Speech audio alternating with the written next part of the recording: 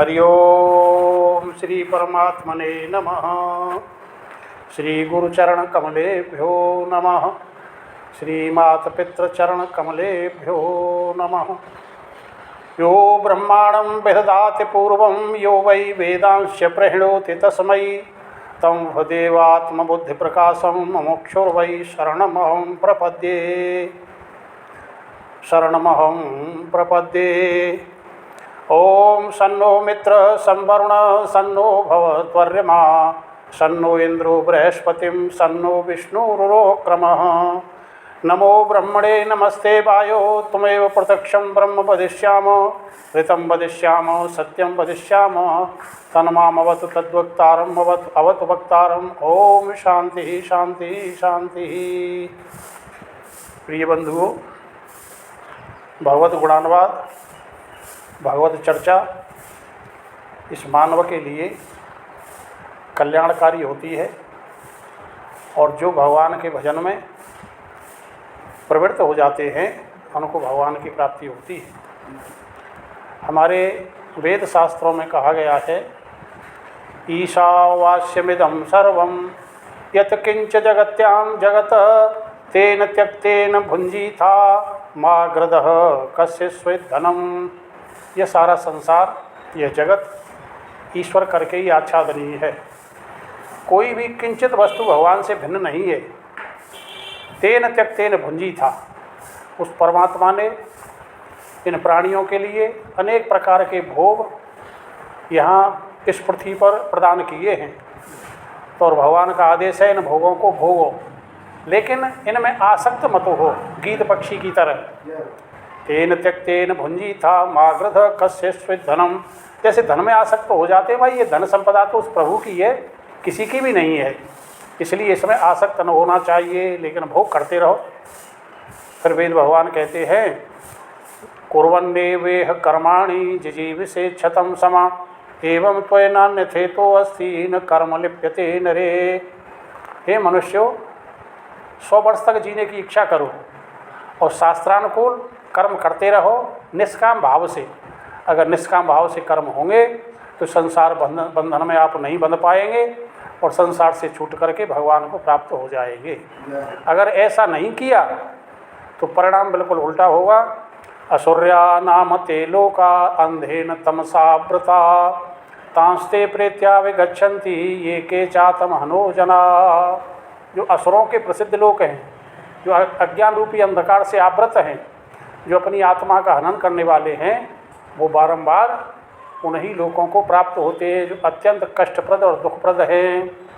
इसलिए रामचरितमानस में भी कहा गया, जो न तरय भव सागर नर समाज यस पाय सोकृत निंदक मंद मते आत्महन गति जाय। आत्महनन करने वाले की गति को प्राप्त होता है।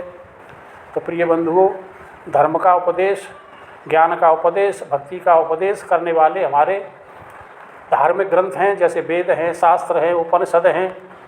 वेद नाम ज्ञान का है और शास्त्र नाम है शासन करने का। जो हमारे ऊपर शासन करता है, यह करो यह मत करो, वह शास्त्र है।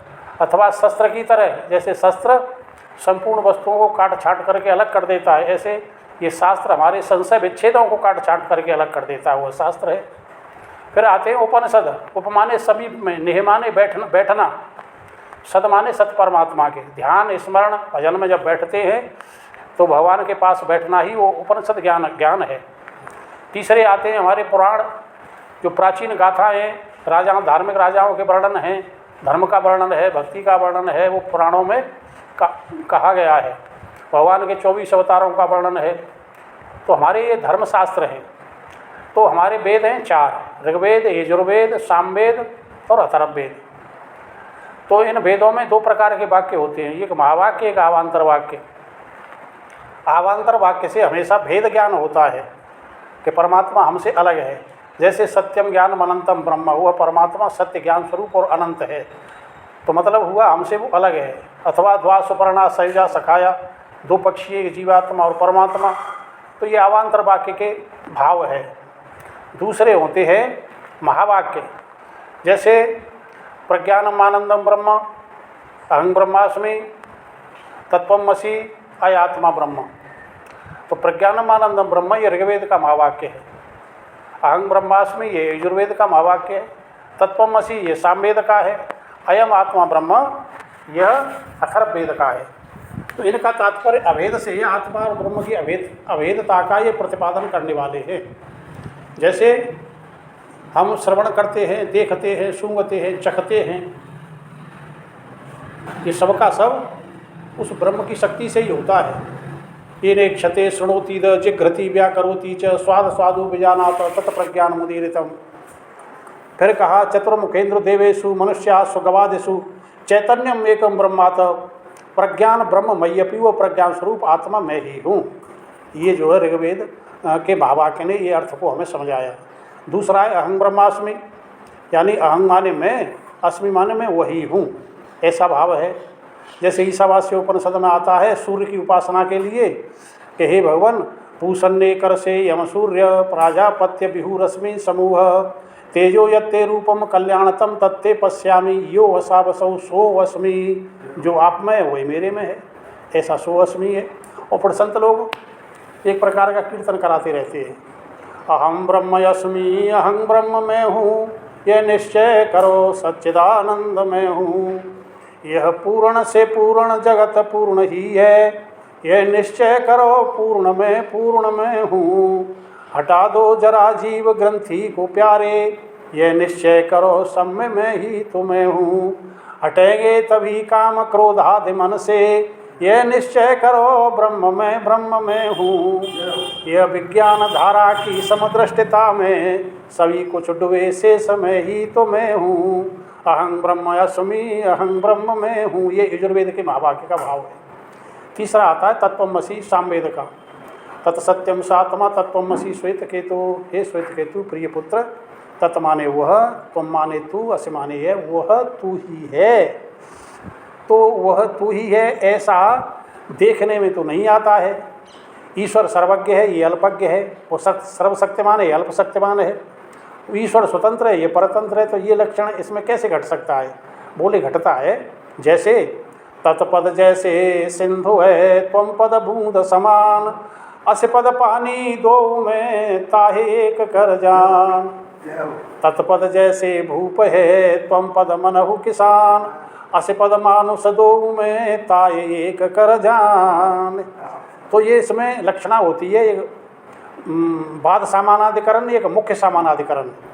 तो मुख्य सामानाधिकरण तो कूटस्थ का है और जीव भाव का बाद सामानाधिकरण से एकत्व प्राप्त होता है। जैसे लक्षणा तीन प्रकार की है, जयति लक्षणा, अजयति लक्षणा, भाग त्याग लक्षणा।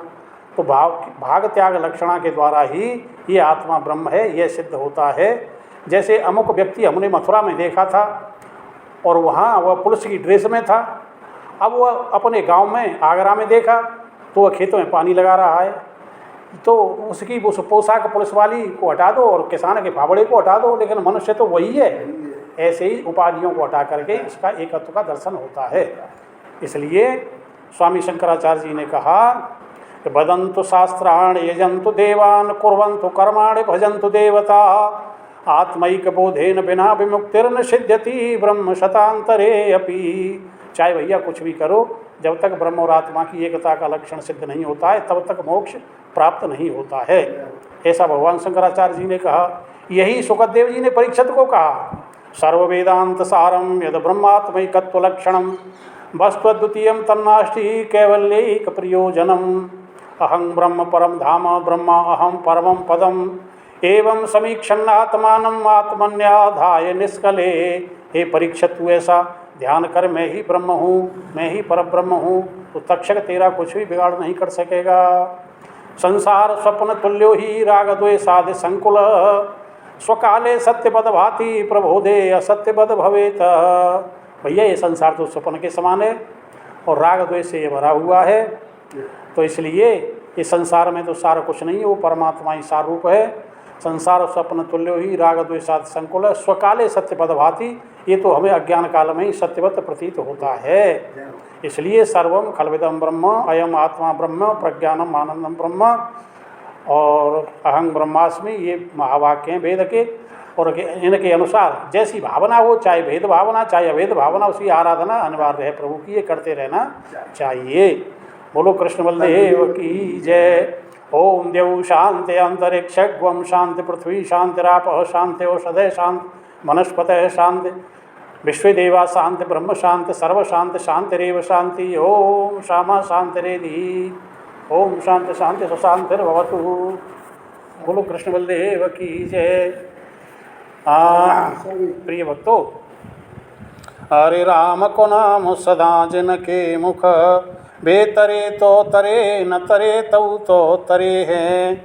माता पिता की सेवा जो करते, वे खरे तो खरे न खरे तऊ तो खरे हैं। क्रोध की आग लगी जिनके तन, वे जरे तो जरे न जरे तऊ तो जरे हैं। अपकीरत जग में छाए गई वे, मरे तो मरे न मरे तऊ तो मरे हैं। राम को नाम सदा जिनके मुख, वे तरे तो तरे न तरे तऊ तो तरे हैं। और द्वैबार द्वारका त्रिवेणी जाए, 3 बार 4 बार काशी गंग के नहाए थे। 5 बार पशुपति, 6 बार नीमसार, 7 बार पुष्कर के आचमन कराए थे। 8 बार बद्रीनाथ, 9 बार जगन्नाथ, 10 बार सुमेर पे उपग धारे थे। कहत मुक्तानंद भैया तनोई फल होए, या सीताराम के गाये थे। सीताराम के गाये थे। भैया मोती अवन अवन बनी तो फिर न बनेगी, नरतन बार बार नहीं मिलता। बोलो राधा कृष्ण की जय।